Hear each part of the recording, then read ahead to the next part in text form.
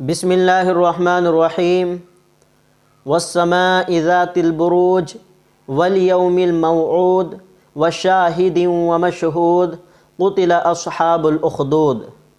اللہ رب العزت نے ان آیات کے اندر اصحاب الاخدود کے واقعے کی طرف اشارہ کیا ہے۔ اصحاب الاخدود کا معنی ہے خندق والے۔ یہ خندق والے کون لوگ ہیں؟ اس کے متعلق مسلم شریف، ترمذی شریف، مسند احمد میں روایت موجود ہے۔ اس روایت کا خلاصہ یہ ہے کہ آپ صلی اللہ علیہ وسلم کی ولادت باسعادت سے 70 سال پہلے کا واقعہ ہے کہ یمن کا ایک بڑا ظالم و جابر بے لحاظ بادشاہ تھا۔ اس کا نام یوسف اور لقب ذو نواز تھا۔ بڑا مشرک آدمی تھا۔ اس زمانے میں اکثر حکومتوں کے بادشاہ جادوگروں اور نجومیوں کے مشوروں پر چلتے تھے۔ تو یمن کے علاقے میں ایک بڑا جادوگر تھا۔ تاریخ کی کتابوں میں اس کا نام سطیح سین طا یا ح سطیح لکھا ہوا ہے۔ یہ جادوگروں کا امام تھا۔ یہ جب بوڑھا ہو گیا تو اس نے بادشاہ سے کہا کہ میں اب بوڑھا ہو گیا ہوں، میں چاہتا ہوں کہ اپنے جادو کے کرتب کسی کو سکھا دوں، لہذا مجھے کوئی ذہین اور فطین بچہ لا کر دو تاکہ میں اپنے جادو کے کرتب جتنے مجھے آتے ہیں اس کو سکھا دوں۔ لہذا بادشاہ نے ایک ذہین و فطین اور خوبصورت بچہ تلاش کیا جس کا نام عبداللہ بن تامر تھا۔ یہ اتنا ذہین تھا، کتابوں کے اندر لکھا ہوا ہے کہ باتوں کو ہواؤں سے اخذ کر لیتا تھا۔ جب کوئی بات شروع کرتا تھا تو یہ اندازہ لگا لیتا تھا کہ اس کو کیا کہنا ہے۔ بادشاہ نے وہ بچہ جادوگر کے حوالے کر دیا اور اس کو اپنا جادو سکھانا شروع کر دیا۔ یہ بچہ روزانہ آنے جانے لگ گیا اور جادوگر سے جادو سیکھنا شروع کر دیا۔ راستے میں ایک راہب تھا جو اس وقت حضرت عیسیٰ علیہ السلام کے برحق مذہب پر تھا۔ اس کا اصل مقصد دعوت و تبلیغ تھا، لیکن ظالم بادشاہ کی وجہ سے وہ کھل کر دعوت اور تبلیغ کا کام نہیں کرتا تھا، بلکہ پوشیدہ طور پر لوگوں کو دعوت دیا کرتا تھا، لوگوں کو سمجھایا کرتا تھا۔ اس راہب نے اس بچے کو آتے جاتے دیکھا۔ ایک دن اس کو بلا کر کہا، برخوردار، میں روزانہ تمہیں آتے جاتے دیکھتا ہوں، کہاں آتے جاتے ہو؟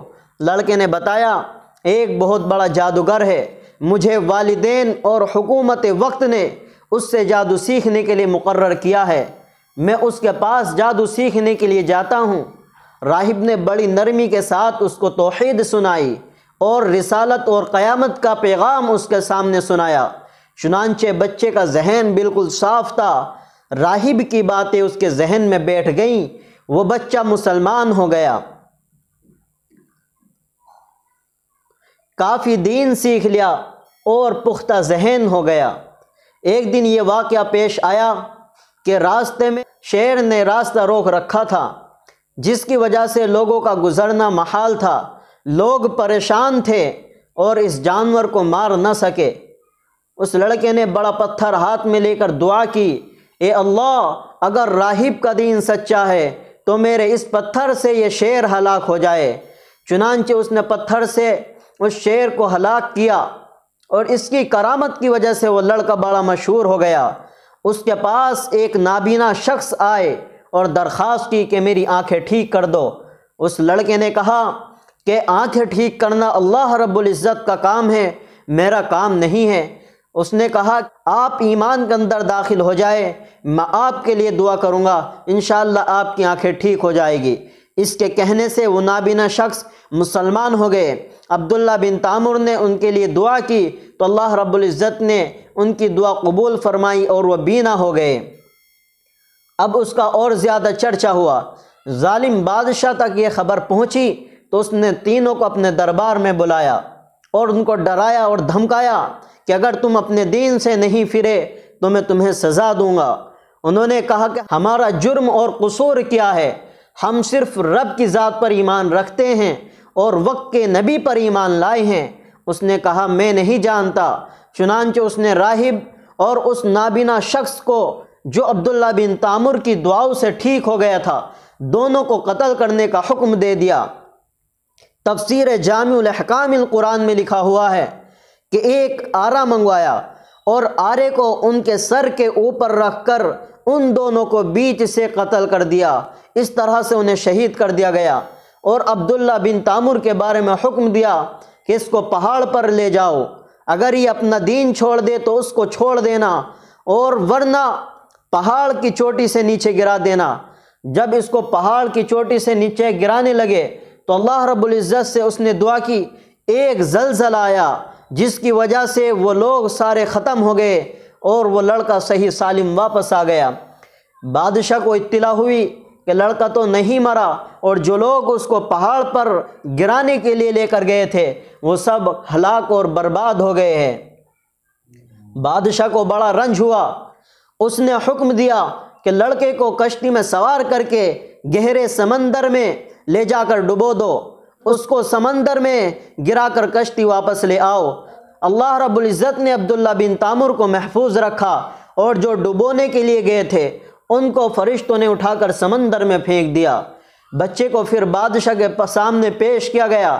لڑکے نے کہا کہ بادشاہ، اگر تو مجھے مارنا چاہتا ہے تو آج دنیا کی کوئی طاقت مجھے نہیں مار سکتی، میں خود اس کی تدبیر بتلاتا ہوں، لہذا مجھے کسی اونچی جگہ پر کھڑا کر کے مجھ پر تیر چلاؤ، اور تیر چلاتے وقت تیر چلانے والا اپنی زبان سے یہ الفاظ کہے، بسم اللہ رب الغلام، یعنی اس بچے کے رب کے نام پر تیر چلاتا ہوں۔ چنانچہ بسم اللہ رب الغلام کہہ کر تیر چلایا تو وہ عبداللہ بن تامر شہید ہو گئے۔ یہ لفظ سن کر تمام لوگ جو اپنی آنکھوں سے یہ منظر دیکھ رہے تھے کہنے لگے، آمنا برب الغلام، اس نوجوان کے رب پر ہم ایمان لے کر آئے ہیں۔ یہ دیکھ کر بادشاہ آگ بگولا ہو گیا اور کہنے لگا کہ اگر تم اپنے ایمان سے نہیں پھرے تو میں تمہیں سخت سزا دوں گا۔ اب بادشاہ جس چیز سے بچ رہا تھا اور لوگوں کو ڈرا رہا تھا وہی بات اس کے سامنے آ گئی، لہذا اس نے بڑی بڑی خندقیں کھدوا کر ان میں آگ لگائی، آگ جلائی، اور ہزاروں کی تعداد میں ایمان والوں کو آگ کے گڑھوں میں پھینک کر زندہ جلا دیا۔ تفسیروں میں لکھا ہوا ہے کہ 12,000 تعداد آگ کے اندر جلائی گئی ہے، لیکن جتنے مسلمان مرد اور مسلمان عورتیں تھیں کسی نے بھی اپنے ایمان کو نہیں چھوڑا۔ ایک عورت لائی گئی، اس کی گود میں بچہ تھا، وہ دہکتی ہوئی آگ کو دیکھ کر گھبرا گئی، تو اس بچے نے کہا، اصبری یا امی انکی علی الحق، اے ماں تو صبر کر، تو حق پر ہے، یہ بظاہر آگ ہے مگر حقیقت میں جنت ہے۔ تو اللہ رب العزت نے جو لوگ آگ میں ڈالے جا رہے تھے، تفسیر جامع الاحکام القرآن میں لکھا ہے کہ اللہ رب العزت نے آگ میں پہنچنے سے پہلے ان کی روح کو قبض کر لیا ہے، اور جو آس پاس بیٹھے ہوئے تھے مسلمانوں کا نظارہ دیکھ رہے تھے، مسلمانوں کو آگ کے اندر ڈال رہے تھے، اللہ رب العزت کے حکم سے وہ آگ پھیل گئی اور سب کو بھسم کر دیا اور سب کو جلا کر راکھ کر دیا، لیکن کسی نے بھی اپنے کلمے کو نہیں چھوڑا۔ اس سے ہمیں یہ بات سمجھ میں آتی ہے، اگر کوئی حالات ہمارے سامنے آئے ہیں، کوئی پریشانی ہمارے سامنے آئے تو ہمیں اپنے ایمان سے نہیں پھرنا چاہیے۔ اللہ ہمیں اپنے ایمان پر استقامت عطا فرمائے، اللہ ایمان پر ثابت قدمی نصیب فرمائے اور مرتے وقت کلمہ نصیب فرمائے۔ آمین۔ وآخر دعوانا ان الحمد للہ رب العالمین۔